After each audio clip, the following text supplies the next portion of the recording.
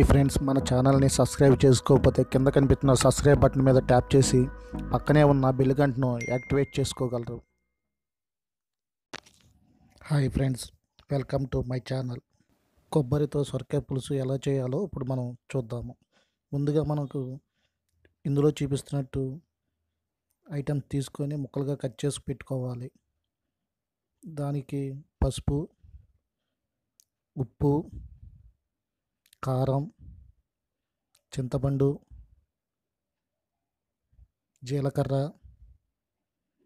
తాలింపు దినుసులు తీసుకొని ముందుగా కట్ చేసి పెట్టుకున్న సొరకాయ ముక్కల్లో పచ్చి కొబ్బరి ముందుగా స్టవ్ వెలిగించుకొని దాని మీద పాన్ పెట్టి అందులో కొంచెం నూనె పోసి, కొంచెం అంటే 3 గరిటెలు నూనె పోయాలి.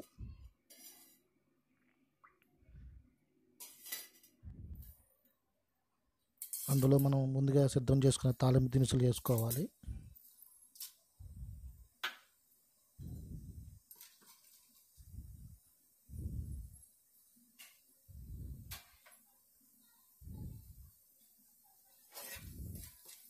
కొంచెం ఒకసారి అలాగే మనం మొత్తం కలుపుకోవాలి మాడిపోకుండా.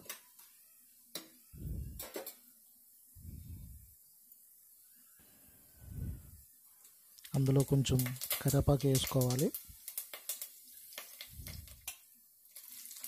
మనం కట్ చేసి పెట్టుకున్న పచ్చిమిరకాయలను వేసుకొని ఒకసారి మొత్తం కలుపుకోవాలి. చూడండి, వీడియోలో చూపిస్తున్నట్టుగా అలా కలుపుకోవాలి. మొత్తం కలుస్తాయని అలా కలపడం జరిగింది.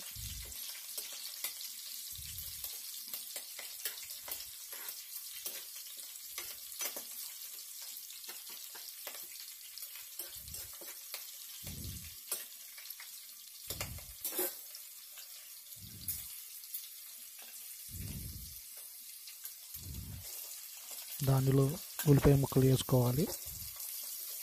ఒకసారి మళ్ళీ కలుపుకోవాలి. అలాగా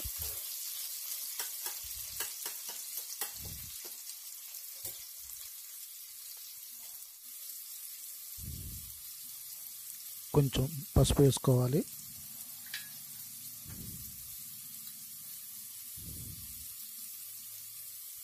కొంచెం ఉప్పు వేసుకోవాలి. ఉప్పు వేసుకోవడం వల్ల ఏం జరిగిందంటే కొంచెం నీరు వచ్చి ముక్క తొందరగా అది మొత్తం ఉడకడం జరుగుతుంది. అందుకని కొంచెం ఉప్పు వేయడం జరిగింది.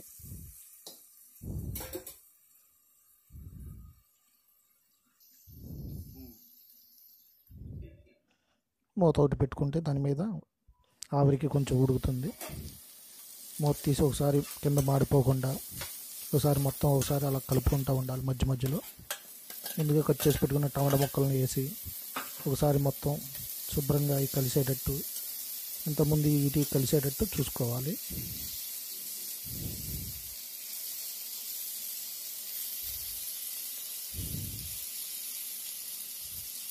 చూడండి, వీడియోలో చేస్తున్నట్టుగా మనం చేసుకోవాలి.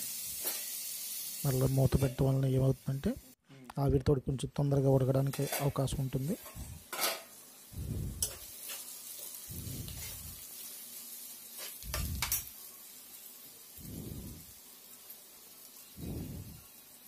మనం ముందుగా కట్ చేసి పెట్టుకున్న సొరకాయ ముక్కలను పాన్లో వేసి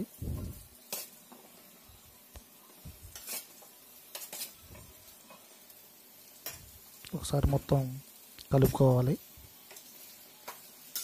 చూడండి, ముక్కలకి కలిసేలాగా.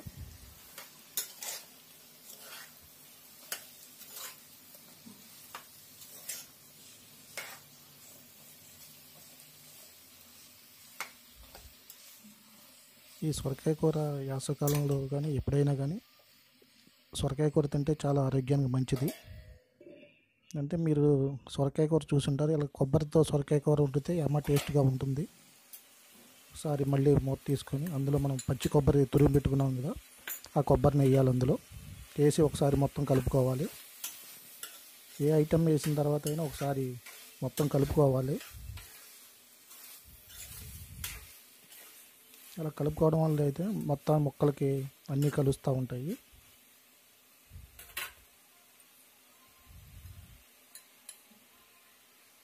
కారం వేసుకోవాలి.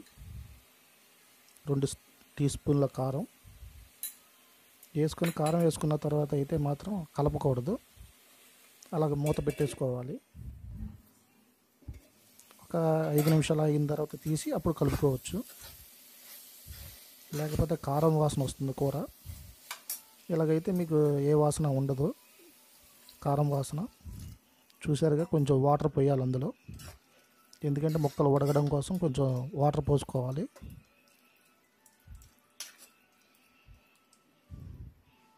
ముక్కలు ములిగే వరకు కొంచెం వాటర్, మామూలు మంచినీళ్ళు పోసుకోవాలి.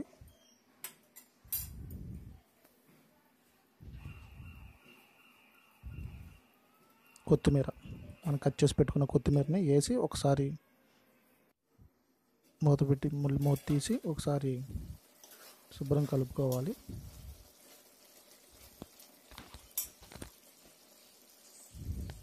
అందులో మనం చింతపండుని చూపించాం కదా, చింతపండుని కొంచెం గుజ్జులాగా చేసుకొని ఆ గుజ్జుని మనం ఇందులో వేసుకోవాలి. టేస్ట్ మాత్రం ఏమవుంటుంది, ఒకసారి ట్రై చేయండి, బాగుంటుంది.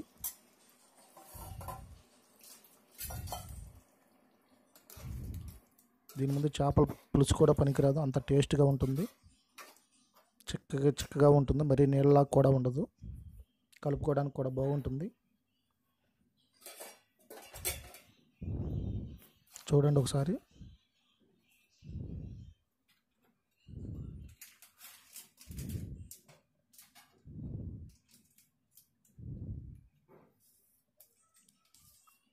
అందులో ఒక 2 టీ స్పూన్ల సాంబార్ పౌడర్ వేసుకోవాలి. సాంబార్ పౌడర్ వేసుకోవడం వల్ల మనకు చిక్కదనం అనేది వస్తుంది, టేస్ట్ కూడా బాగుంటుంది. ఇది వేసిన కానీ మనకి వాసన గుమగుమలాడుతూ ఉంటుంది. వేసిన తర్వాత ఒకసారి మొత్తం కలుపుకొని